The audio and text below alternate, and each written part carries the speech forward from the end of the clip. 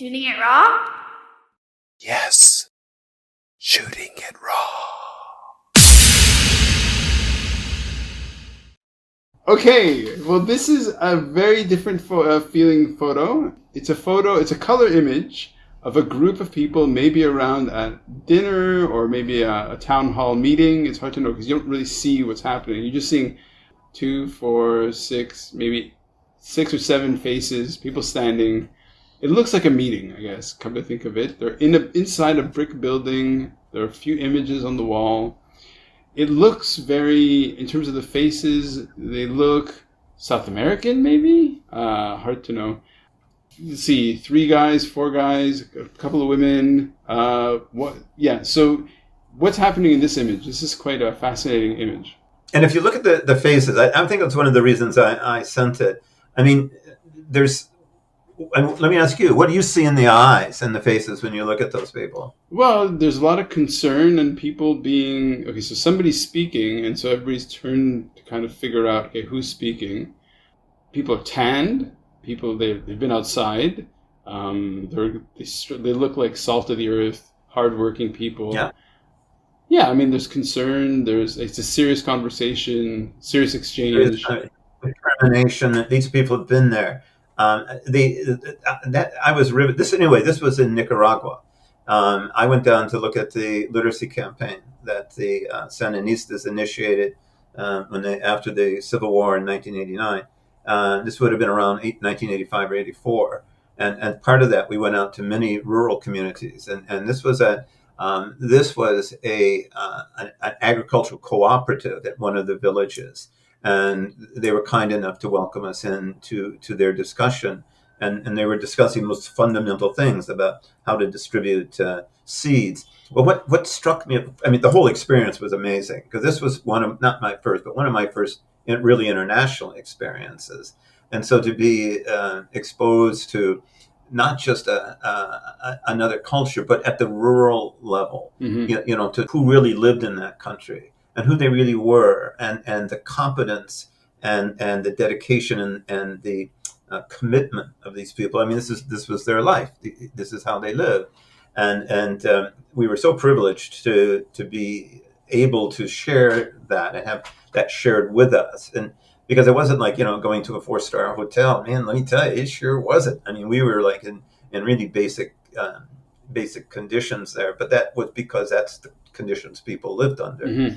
And to see the courage these people showed and the determination was really, for me, it helped spur me into wanting to know more about international development, learning more about different cultures, understanding that there's different ways, again, of being in the world, and beginning to appreciate those differences rather than look on them as somehow better or worse. And so this was a real change moment for me. This particular that experience, mm-hmm. and to see the dignity of these people as well. I think that's the other thing I remember, the dignity in their faces. These people aren't crushed. They're not destroyed by their poverty.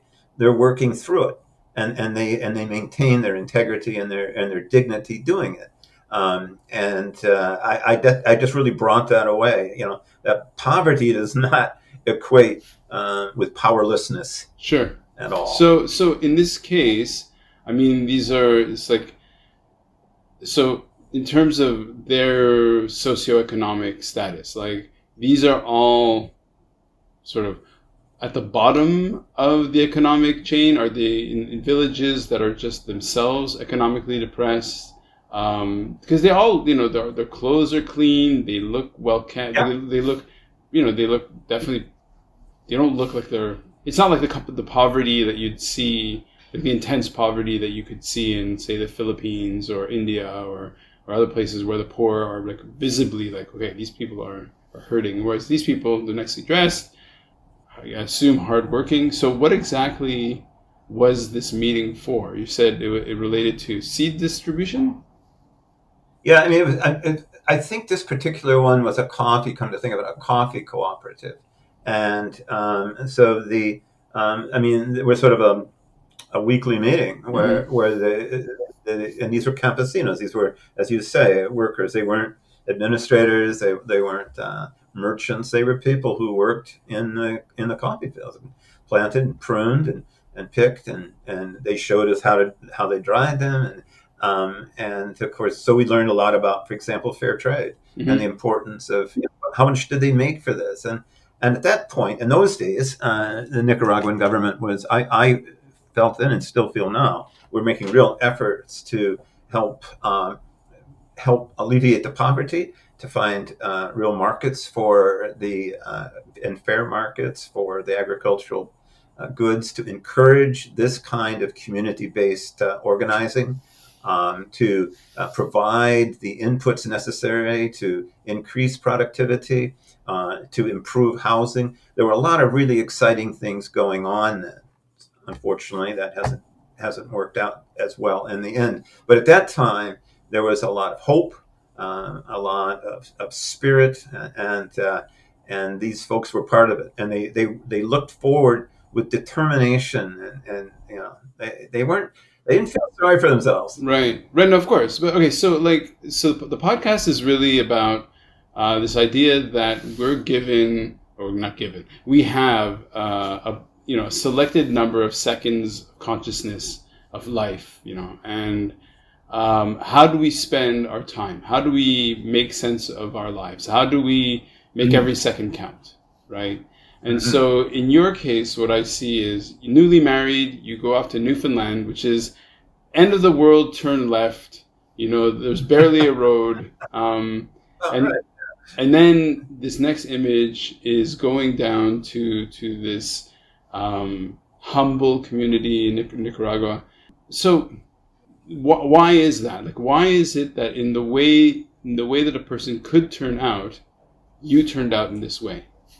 Well, that's an interesting question, because in between this, I worked in Native Indian communities in British Columbia, Amerindian, at first in Lytton, in the Clatmoosh community, in a school. And again, being exposed to a whole different way of being in the world, different cultures, different attitudes, different values. And then later I went on to work on an abandoned church on a reserve in British Columbia with adults, where again, I got a whole nother perspective and a whole nother set of realities. I think I find it so incredibly renewing and so incredibly challenging. I mean, to just sort of see, wow, the whole idea that ours is only one way of being in the world. I'm just paraphrasing this, and there's all of these others, and all of them can contribute to the richness of who we are and what we do, what we think, and how we act, and each one of the cultures I've engaged in has done that. So, I mean, you can't ask for much more than that, and so you continue to seek it out. It's like, wow, bring it on, and so I guess so I wanted to go down and see what was going on in Nicaragua. I didn't know what to expect. But of course, as often is the case, it exceeded any expectations I did have. That, man, these people are amazing. So your trip down, was it under an organization, or was it just as a private sort of citizen? Yeah, there was an organization out of the States, and for the life of me, I can't think of the name right now. It was affiliated loosely with the Highlanders Center. Anybody who knows the Highlanders Center, that's a very old progressive organization located in Tennessee, and they have promoted racial equality. I mean, we're talking now from the 20s and 30s. "We Shall Overcome" was written at the Highlander Center. Anyway, and they had, I can't remember the other, but anyway, it's an organization, academic organization, that offered people this opportunity to come down and look at the literacy campaign. And I was working in adult literacy at the time, so this was a natural fit for me. And to see again the brigades of young people going into the villages to introduce them to basic literacy was amazing, astounding. And they actually managed to reduce literacy from like 40% down to 20% in just a few years. So it was really exciting and invigorating. And reduce illiteracy or reduce literacy? I say literacy. I'm sorry, I meant illiteracy. But after the revolution, almost half of Nicaragua was illiterate, Oh, wow. and with their literacy campaign, they were able to dramatically reduce that by about 20, 25, 30%. Okay. Well, because you said 20 to 30%, I'm going to use that as the, first of all, great photo. I mean, people can see the photos either on YouTube or on the website. It's a great snapshot. I mean, did you make the photo, or who made the photo? I guess I did. I don't even remember. It's kind of funny. I lost my glasses the very first day I was in Managua. So I never had my glasses. I couldn't really see what I was taking. So the ones that turned out, I'm really happy. It's a great photo. It's a great photo. So is life really a gift? Really? Can you make every second count? That's the whole point of the podcast. So if you like what you've seen and you're inspired, because that really is my mission, then please give it a like, subscribe, and share. Shooting it raw? Yes.